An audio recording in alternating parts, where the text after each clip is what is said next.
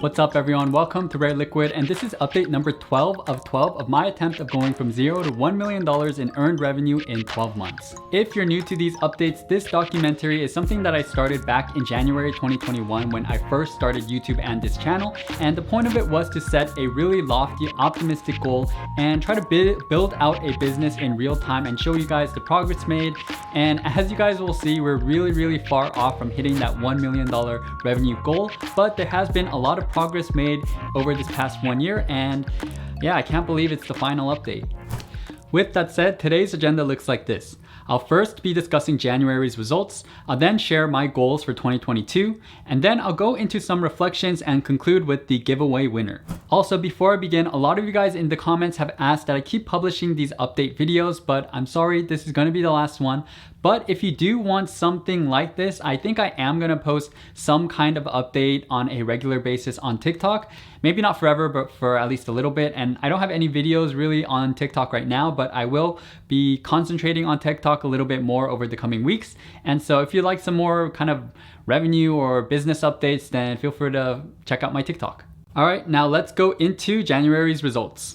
I started Rare Liquid on January 19th, 2021, so I'll be showing you two sets of figures, which are the amounts made until January 19th, 2022, and then until January 31st, 2022, so that the figures are easier to compare month to month. With that said, first off, in terms of subscribers, I fell far short of my goal of 500,000 and reached 82,302 subscribers until the 19th, and about 84,500 by the end of January. YouTube ad revenue got to $1,418 until the 19th, and then dipped a bit to $2,300 by the end of the month, and this is mainly because I took the last week of January off, so I think that contributed to the decline. Next up is Patreon, which until the 19th reached $5,921 and then $9,660 for the full month. For affiliates and sponsors, up until the 19th, the total was $7,945 and almost $13,000 for the full month.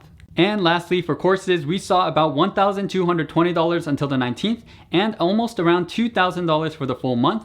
And this is just from me selling my resume and cover letter, but I think this ticked up a bit because banking recruiting is ramping up. So in total, I fell far short of my goals for the month, but I did make $26,928, which still slightly beat out last month.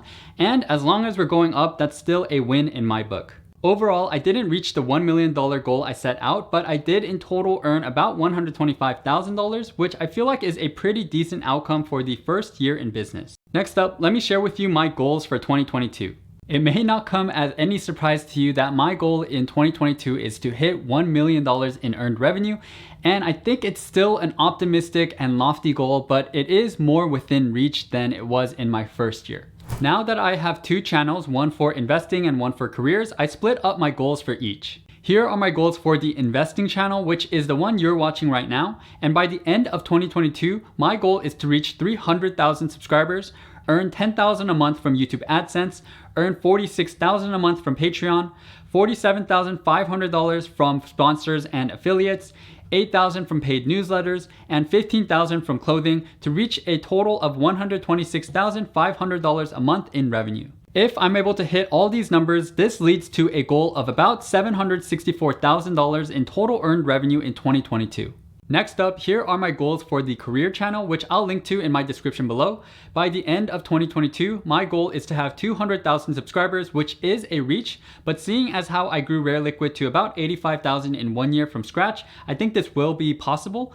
And my goal is to be earning about $7,000 in YouTube AdSense per month by the end of the year, then $30,000 a month from sponsorships, and $42,500 a month from courses, and this all leads to a monthly revenue by year end of $79,500. In total, my goal is to reach about $338,500 in total earned revenue in 2022 for that channel. Putting all of this together, my goal is to hit $1 million in earned revenue in 2022, and again, this is an optimistic goal, but if you follow this channel, you know I like to aim pretty high. Alright, now next, let me go into a few reflections. First off, wow, just what a year. I didn't expect to ever really become a full-time content creator, and now here I am just going super ham making two channels. And I didn't really hit my goals of, $1 million in earned revenue. I didn't really even come that close, but honestly, I'm just pretty happy doing something that I enjoy doing on a day-to-day basis. And I think that really is more important to me actually than the amount that I've earned over the past year. The second thing I've been thinking a lot about lately is just how important it is to keep experimenting and not settling for things that are just going well and not really trying to improve. And throughout this past year, I've experimented so much with different types of content, thumbnails, and just different business ideas. Right now, I'm also splitting off my careers and investing channel into two separate ones, which I feel like is a bit of a risk, but I think and hope that it'll pay off. And I think, there's a lot of talk in the business world, I guess, where there are companies who die out because they don't innovate or keep, pushing the envelope. And my hope is that throughout the next few years, I can continue just really experimenting and keeping that, entrepreneurial spirit alive as I keep building out this channel. The third thing that I've been thinking about is just how crazy it is to have a business model, like a content creating business model. I don't know if that's the right way to talk about it, but basically, if you create a YouTube channel or a TikTok account or Instagram and you have a bunch of followers there and you have an audience and you're able to create a community, and then you're able to just really scale that to a lot of different opportunities, whether it's courses or affiliates and sponsorships, and these kinds of things just keep growing in terms of the amount you're able to earn, while the amount of work you're actually doing doesn't necessarily increase. And so your costs can still stay pretty low. So for example, during the first sponsorship that I was paid for, I was paid like maybe $500 or something like that. And I put in something like 5 to 10 minutes of work to write out the script and then edit it and all that stuff. Of course, the rest of the video takes a long time, but just that part, right? I got paid $500, and then now I get paid a few $1,000s for the exact same amount of work. And then if my channel gets even bigger, then you get paid more for the exact same amount of work. And so I've just really been blown away by the scalability of the content creation type business. I also think it's something that's a little bit more achievable for most people. It's really hard to establish like a really hot and successful consumer goods company or a tech company. You need a lot of like manpower and stuff like that. But for a content creation business, you only really just need yourself. That is, of course, just to start off. And I think as time goes on, though, I think it's important to really delegate and build a team if you want to keep scaling. And that's what I did with rareliquid over the past year.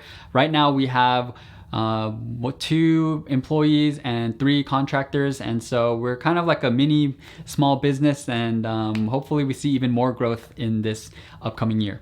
The fourth reflection that I had is that the content creator life is something that's 24/7 and you're always plugged in. And I'm not here to say that creating content is such a hard job, and I don't think it really deserves to be complained about, because people who are out there in the field of medicine and who are doctors saving lives and seeing patients, or people who are lawyers who are, let's say, fighting for people who have like unjust lawsuits that are against them, there are a lot more impactful jobs that I'd say a lot harder as well. People who are working in nonprofits, for example, and etc. But I would say that just something that surprised me and what I've come across with all the other content creators that I've spoken to over the past year is just that, whether you're going on a bus ride to a different city or something, you can always be working on like engaging with people on Instagram. Or if you're like me and have a Discord, you can always have, discussions going on with like other people who are interested in investing. And you're always thinking about other content you can make. There's so many platforms that you can always be making content for. And the work is just really can be endless. And so if you don't control your work-life balance well, then it can just be a non-stop thing. And honestly, a lot of content creators are some of the hardest people that are the hardest working people that I know. And yeah, they're working weekends because they feel like it's all for them. And I think that's really the key. Even though it's hard to maintain this 24/7 plugged in lifestyle, you also are doing it for yourself and you're like your own entrepreneur and business. And so I think that's what really pushes people in this field. The last thing I want to say is thank you all so much for watching all of my videos. I'm still so surprised that the community has been able to grow to the extent that it has so far. And I really never thought that I would personally be a content creator. And Also, for those of you, I know you guys started watching this from update number 1 and maybe you watched all of them until update number 12, which is just crazy as well. So thank all of you guys for your support, and I'm just gonna keep working hard to make really good content for all of you. All right, so now next up, let me go into giveaways. In my last update video, I mentioned that whoever guessed the closest revenue that I would earn in January would get $250 from this giveaway, and so let's see who won. Given that this month's revenue was $26,928, the closest person to that was Ricardo Zara at $26,999, which was insanely close. So if that's you, please DM me on Instagram. All right, so that concludes this documentary and journey, and whether or not you followed along the whole way or this is your first update, thank you so much for watching. And like I said earlier, if you want to get some kind of updates on my business, then you can follow me on TikTok at rareliquid, and I'll also be making a video one day in the future when I hopefully hit $1 million in revenue, and I'll share with you guys all the information and how the whole business grew in a future YouTube video. So with that said, thank you so much as always for watching, and hope to catch you in the next video. Thanks so much all, and peace out.